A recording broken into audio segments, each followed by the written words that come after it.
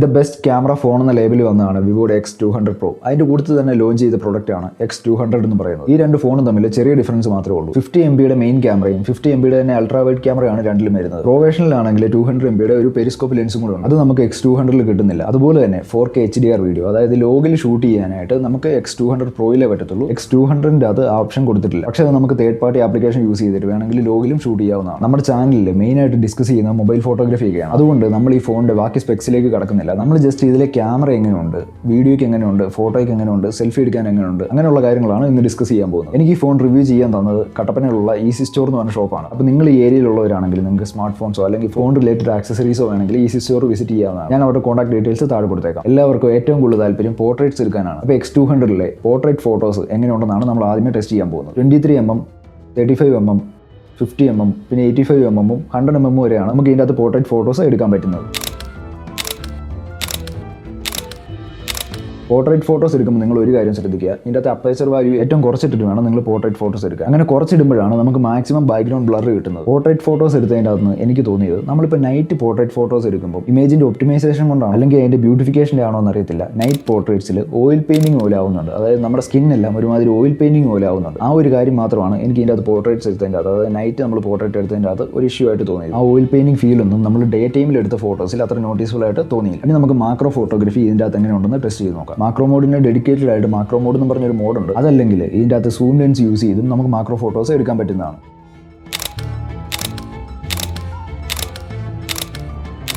Macro photos എടുക്കുമ്പോൾ അത്യാവശ്യം light ഉള്ള സ്ഥലത്താണെങ്കിൽ നമുക്ക് സൂം ലെൻസിൽ മാക്രോ ഫോട്ടോസ് എടുക്കാം. അല്ലെങ്കിൽ മാക്രോ മോഡ് യൂസ് ചെയ്തിട്ട് തന്നെ ഫോട്ടോ എടുക്കുന്നതാണ് കുറച്ചും കൂടെ നല്ലതെന്നാണ് എനിക്ക് തോന്നിയത്. മാക്രോ ഫോട്ടോസ് എടുക്കുമ്പോൾ അത്യാവശ്യം നല്ല ഇമേജ് ഒപ്റ്റിമൈസേഷൻ തന്നെ ഇതിനുണ്ട്. ഇനി നമുക്ക് ഇതിൻ്റെ അകത്ത് സൂം ലെൻസ് എങ്ങനെ ഉണ്ടെന്ന് നോക്കാം. X200 Proയിലുള്ള പോലെ 200 MB പെരിസ്കോപ്പ് ലെൻസ് നമുക്ക് ഇതിൻ്റെ അകത്ത് അവൈലബിൾ അല്ല. എങ്കിലും ഇതിൻ്റെ അകത്ത് 50 MB ലെൻസ് വെച്ച് നമുക്ക് എത്രത്തോളം നല്ല ഇമേജ് സൂം ചെയ്തിട്ട് കിട്ടുമെന്ന് നോക്കാം. സൂം ലെൻസും നമ്മൾ ഡേ ടൈമിലും അതുപോലെ തന്നെ നൈറ്റും ടെസ്റ്റ് ചെയ്ത് നോക്കുന്നുണ്ട്.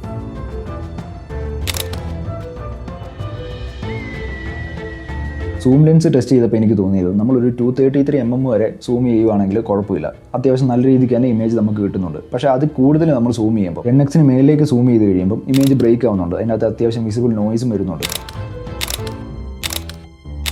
ഇത് തന്നെ ഞാൻ സെയിം X200 Proയിലും ടെസ്റ്റ് ചെയ്ത് നോക്കിയായിരുന്നു. പക്ഷേ അതിൻ്റെ അകത്ത് നമ്മളിപ്പോൾ 100x സൂം ചെയ്തെന്ന് പറഞ്ഞാലും അത്യാവശ്യം നല്ല രീതിക്ക് തന്നെയാണ് ഇമേജ് ഔട്ട് വരുന്നത്. വലിയ നോയ്സോ അല്ലെങ്കിൽ ഇമേജ് ബ്രേക്ക് ആവുന്നത് ഈ X200ൻ്റെ അകത്തുള്ളത് പോലെ X200 Proയ്ക്കകത്ത് വരുന്നില്ല. അതൊരു ക്ലിയർ ഡിഫറൻസ് തന്നെയാണ്. അതിൻ്റെ കാരണം X200 Proയ്ക്കകത്ത് 200 MB പെരിസ്കോപ്പ് ലെൻസ് ഉണ്ട്. അത് ഇതിൻ്റെ അകത്ത് ഇല്ലാത്തതുകൊണ്ടാണ് നമുക്ക് ഈ സൂം ചെയ്ത് കഴിയുമ്പോൾ ഇതിൻ്റെ അകത്ത് ഇമേജ് ബ്രേക്ക് ആവുന്നതും അതിൻ്റെ അകത്ത് ബ്രേക്ക് ആവാത്തതും. പക്ഷേ അത് നമ്മൾ വലിയ കാര്യമായിട്ട് എടുക്കേണ്ട ആവശ്യമില്ല. ഇതിൻ്റെ അകത്ത് ഒരു 10x സൂം വരെ അത്യാവശ്യം നല്ല ഇമേജ് തന്നെയാണ് നമുക്ക് കിട്ടുന്നത്. ഇനി നമുക്ക് ഇതിൻ്റെ അകത്ത് സെൽഫി പോർട്രേറ്റ് ഫോട്ടോസ് എങ്ങനെയുണ്ടെന്ന് ടെസ്റ്റ് ചെയ്ത് നോക്കാം. സെൽഫി എടുക്കുമ്പോഴും പോർട്രേറ്റ് മോഡ് ഇടുമ്പോൾ നമ്മൾ ആ എഫ് സ്റ്റോപ്പ്, അതായത് അപ്പേച്ചർ വാല്യൂ ഏറ്റവും മാക്സിമം കുറച്ചിട്ട് എടുക്കുമ്പോഴാണ് നമുക്ക് മാക്സിമം ബാക്ക്ഗ്രൗണ്ട് ബ്ലർ കിട്ടുന്നത് എന്നുള്ളത് ശ്രദ്ധിക്കാം. പക്ഷേ പോർട്രേറ്റ് സെൽഫി എടുത്തപ്പോൾ എനിക്ക് തോന്നിയത് അത് നമ്മൾ ഏറ്റവും കുറച്ചിടുന്നതിലും നല്ലത് 1-2 സ്റ്റോപ്പ് കൂട്ടിയിടുന്നതാണ്. കാരണം ഏറ്റവും കുറച്ചിടുമ്പം കുറച്ചൊരു ആർട്ടിഫിഷ്യാലിറ്റി ആ ബാക്ക്ഗ്രൗണ്ട് ബ്ലറിൽ എനിക്ക് ഫീൽ ചെയ്തു. അതുകൊണ്ട് ഏറ്റവും കുറച്ചിടാതെ പോർട്രേറ്റ് ഫോട്ടോ, അതായത് സെൽഫി എടുക്കുമ്പോൾ നിങ്ങളൊരു 2 സ്റ്റോപ്പും കൂടെ കൂട്ടിയിട്ടിട്ട് ഫോട്ടോസ് എടുക്കുന്നതാണ് നല്ലത്. അത് മാറ്റി നിർത്തിയാൽ നമുക്ക് നല്ല ഷാർപ്പ് ഫോട്ടോസ് തന്നെയാണ് ഇതിൻ്റെ അകത്ത് കിട്ടുന്നത്.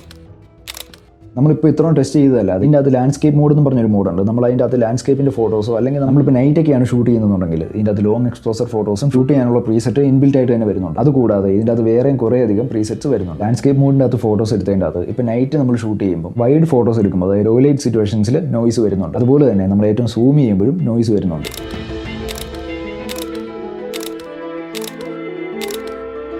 നമ്മളിപ്പോൾ ഇന്ന് കാണിക്കുന്ന ഫോട്ടോസും അതുപോലെ തന്നെ വീഡിയോ സാമ്പിൾസും എല്ലാം അൺഎഡിറ്റഡ് ആണ്. എഡിറ്റ് ചെയ്യാത്ത ഫോട്ടോസും വീഡിയോസുമാണ് കാണിക്കുന്നത്. എങ്ങനെയാണോ ഇതിൻ്റെ അകത്ത് റോ ആയിട്ട് കിട്ടുന്നത് അത് അതുപോലെ തന്നെയാണ് കാണിക്കുന്നത്. ഇതൊന്നും അല്ലാതെ നിങ്ങൾക്ക് കുറച്ചും കൂടെ നല്ലോണം ഇതിൻ്റെ അകത്ത് ഫോട്ടോസ് എടുക്കണം. അതായത് ഈ ഫോണിൻ്റെ ക്യാമറ എന്തായാലും കേപ്പബിൾ ആണോ അത് ഫുള്ളായിട്ട് നിങ്ങൾക്ക് യൂസ് ചെയ്യണമെന്നുണ്ടെങ്കിൽ, അതിൻ്റെ ഫുൾ പൊട്ടൻഷ്യലിൽ നിങ്ങൾക്ക് യൂസ് ചെയ്യണമെന്നുണ്ടെങ്കിൽ ഇതിൻ്റെ അകത്ത് പ്രോ മോഡ് കൊടുത്തിട്ടുണ്ട്. പ്രോ മോഡിൽ നമുക്ക് കുറച്ചും കൂടെ മാനുവൽ കൺട്രോൾസ് കിട്ടുന്നതാണ്. അതായത് വൈറ്റ് ബാലൻസ് നമുക്ക് മാനുവലായിട്ട് കൺട്രോൾ ചെയ്യാം, മാനുവലായിട്ട് നമുക്ക് ഫോക്കസ് ചെയ്യാം, മാനുവൽ എക്സ്പോസർ ഉണ്ട്, ISO നമുക്ക് മാനുവലായിട്ട് അഡ്ജസ്റ്റ് ചെയ്യാം. അതുപോലെ തന്നെ ഇതിൻ്റെ അകത്ത് റോയും സൂപ്പർ റോ ഇമേജസും നമുക്ക് പ്രോ മോഡിൽ ഷൂട്ട് ചെയ്യാൻ പറ്റും. അപ്പോൾ ഫോട്ടോ സെക്ഷൻ കഴിഞ്ഞു. ഇനി നമുക്ക് ഇതിനകത്ത് വീഡിയോ എങ്ങനെയുണ്ടെന്ന് ടെസ്റ്റ് ചെയ്ത് നോക്കാം. അപ്പോൾ ഫോട്ടോ ടെസ്റ്റ് ചെയ്തതുപോലെ തന്നെ നമ്മൾ ആദ്യമേ ടെസ്റ്റ് ചെയ്യാൻ പോകുന്നത് പോർട്രേറ്റ് വീഡിയോസ് എങ്ങനെയുണ്ടെന്ന്, അതായത് നൈറ്റിലും ഡേ ടൈമിലും ഇതിൻ്റെ അകത്ത് പോർട്രേറ്റ് വീഡിയോസ് എങ്ങനെയുണ്ടെന്ന് നമുക്ക് ആദ്യമേ ടെസ്റ്റ് ചെയ്ത് നോക്കാം. പോർട്രേറ്റ് വീഡിയോസ് ഷൂട്ട് ചെയ്യുമ്പോൾ നമുക്ക് 1x അതുപോലെ തന്നെ 3x ആണ് വരുന്നത്.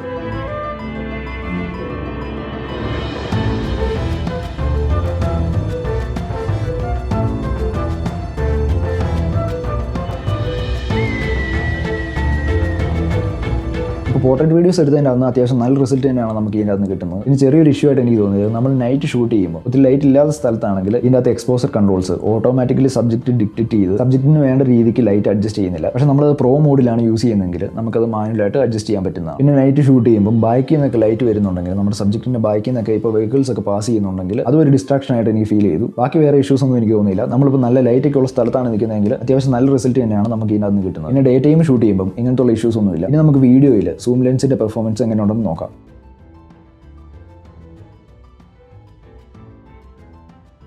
ഫോട്ടോയിൽ കണ്ടപോലെ തന്നെ നമ്മളിപ്പോൾ ഒരു 233 mm മേളിലേക്ക് പോയി കഴിഞ്ഞാൽ അത്യാവശ്യം നോയ്സ് വീഡിയോയ്ക്കകത്ത് വരുന്നുണ്ട്. പിന്നെ നമ്മൾ നൈറ്റ് ഷൂട്ട് ചെയ്യുമ്പോൾ ലോ ലൈറ്റ് സിറ്റുവേഷൻസിലാണെങ്കിൽ അത്യാവശ്യം നോയ്സ് 10x-ലാണെങ്കിലും വരുന്നു. ഇനി അടുത്തായിട്ട് നമുക്ക് ഇതിൻ്റെ അകത്ത് പോർട്രേറ്റ് സെൽഫി വീഡിയോ എങ്ങനെയുണ്ടെന്ന് ടെസ്റ്റ് ചെയ്ത് നോക്കാം. പോർട്രേറ്റ് ഫോട്ടോ എടുത്തപ്പോൾ ഞാൻ പറഞ്ഞ പോലെ തന്നെ ഏറ്റവും കൂടുതൽ അപ്പേച്ചർ വാല്യൂ ഏറ്റവും കുറച്ചിടാതെ ഒരു 2 സ്റ്റോപ്പ് കൂട്ടിയിടുന്നതാണ് പോർട്രേറ്റ് വീഡിയോ എടുക്കുമ്പോഴും നല്ലത്. സെൽഫി വീഡിയോ എടുക്കുമ്പോൾ ഇതിൻ്റെ അകത്ത് ഒബ്ജക്ട് ട്രാക്കിംഗ് ഒക്കെ അത്യാവശ്യം നല്ല രീതിക്ക് തന്നെ പെർഫോം ചെയ്യുന്നതായിട്ട് നമുക്ക് കാണാം. ഇനി അടുത്തതായിട്ട് ഇതിൻ്റെ അകത്ത് സ്റ്റെബിലൈസേഷൻ ടെസ്റ്റ് നമുക്ക് ചെയ്ത് നോക്കാം. 4K ഷൂട്ട് ചെയ്യുമ്പോൾ നമുക്ക് ഇതിൻ്റെ അകത്ത് സ്റ്റെബിലൈസേഷൻ ഇല്ല. നമ്മളിപ്പോൾ 4K ഇട്ടേക്കുന്നതെങ്കിലും സ്റ്റെബിലൈസേഷനിൽ ക്ലിക്ക് ചെയ്ത് കഴിയുമ്പോൾ ഓട്ടോമാറ്റിക്കലി അത് 2.8K ഡൗൺഗ്രേഡ് ആവുന്നുണ്ട്. സ്റ്റെബിലൈസേഷൻ ഓഫ് ആക്കിയിട്ടാണെങ്കിലും നമ്മൾ 4K ഷൂട്ട് ചെയ്യുമ്പോൾ ഒരുപാട് ഷേക്ക് ഒന്നും ഇതിൻ്റെ അത് ഫീൽ ചെയ്യുന്നില്ല. നമ്മളിപ്പോൾ കുറച്ച് ശ്രദ്ധിച്ച് സ്റ്റേബിൾ ആയിട്ട് ഷൂട്ട് ചെയ്യുകയാണെന്നുണ്ടെങ്കിൽ 4K നമുക്ക് അത്യാവശ്യം സ്റ്റെബിലൈസ്ഡ് ആയിട്ടുള്ള വീഡിയോ ഷൂട്ട് ചെയ്യാൻ പറ്റുന്നതാണ്. X200 Proയിലാണെങ്കിൽ നമുക്ക് ലോഗിൽ തന്നെ 4K വീഡിയോസ് ഷൂട്ട് ചെയ്യാനുള്ള ഓപ്ഷനും അതുപോലെ തന്നെ ഡോൾബി വിഷനിൽ 60 FPS വരെ ഷൂട്ട് ചെയ്യാനുള്ള ഓപ്ഷനും X200 Proയിലുണ്ട്. ഇതിൻ്റെ അത് ആ 2 ഫീച്ചേഴ്സ് നമുക്ക് കിട്ടുന്നില്ല. ഇനി ഇതിൻ്റെ അത് ടൈം ലാപ്സ് ഷൂട്ട് ചെയ്യാനുള്ള ഓപ്ഷനും സ്ലോ മോഷൻ ഷൂട്ട് ചെയ്യാനുള്ള ഓപ്ഷനും പിന്നെ മൂവ് ചെയ്യുന്ന സബ്ജക്റ്റിൻ്റെ ഒക്കെ ഫോട്ടോസ് ഷൂട്ട് ചെയ്യാൻ പറ്റുന്ന സ്നാപ്ഷോട്ട് എന്ന് പറഞ്ഞൊരു ഓപ്ഷനും ഉണ്ട്. അത് മാത്രം ഞാൻ ടെസ്റ്റ് ചെയ്തില്ല. അപ്പോൾ ഓവറോൾ നോക്കിയിട്ട് അത്യാവശ്യം കുഴപ്പമില്ലാത്ത നല്ല പെർഫോമൻസ് തന്നെയാണ് ഇതിനകത്ത് ക്യാമറ നമുക്ക് പ്രൊവൈഡ് ചെയ്യുന്നത്. നിങ്ങൾക്കിപ്പോൾ ഞാൻ പറഞ്ഞതുപോലെ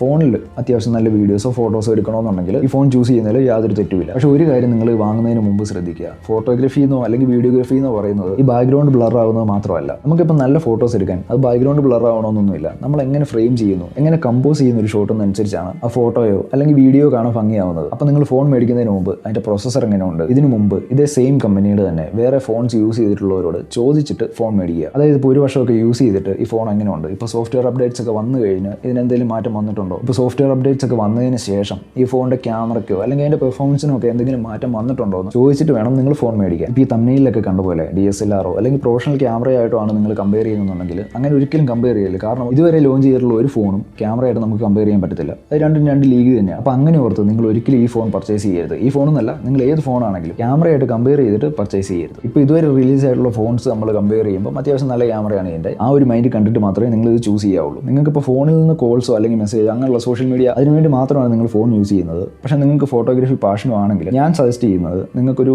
40,000 50,000 ബഡ്ജറ്റിൽ നമുക്കൊരു മിറർലെസ് ക്യാമറയോ അല്ലെങ്കിൽ ലെൻസും കൂടെ ഉൾപ്പെടെ നമുക്ക് യൂസ്ഡ് വാങ്ങിക്കാൻ കിട്ടും. ഇപ്പോൾ ഫോട്ടോഗ്രാഫി പാഷനായിട്ട് അത് കാര്യമായിട്ട് എടുക്കണം എന്നുള്ളവർക്ക് അത് മേടിക്കുന്നതാണ് നല്ലത്. പക്ഷേ നിങ്ങൾക്ക് അത്യാവശ്യം കുഴപ്പമില്ലാത്ത ഫോട്ടോസ് നിങ്ങളുടെ ഫോണിൽ നിന്ന് എടുത്താൽ മതി. നിങ്ങൾക്ക് ക്യാരി ചെയ്തുകൊണ്ട് നടക്കാനും എളുപ്പമാണെന്നുണ്ടെങ്കിൽ മാത്രം നിങ്ങൾ ഫോൺ ചൂസ് ചെയ്യുക. അല്ലെങ്കിൽ നിങ്ങളൊരു 20,000 റേഞ്ചിൽ ഒരു ഫോണും പിന്നെ ഒരു 40,000 റേഞ്ചിൽ നിങ്ങൾക്ക് ഒരു യൂസ്ഡ് ക്യാമും ലെൻസും പർച്ചേസ് ചെയ്യാവുന്നതാണ്. അപ്പോൾ അത്യാവശ്യം ഈ ഫോണിൻ്റെ ക്യാമറ എങ്ങനെയുണ്ട് ഇതിനെക്കുറിച്ച് ഒരു ഐഡിയ നിങ്ങൾക്ക് കിട്ടിയെന്ന് ഞാൻ കരുതുന്നു. അപ്പോൾ പുതിയൊരു വീഡിയോ ആയിട്ട് ഞാൻ വരുന്നതായിരിക്കും. അതുവരെ stay safe and take care guys.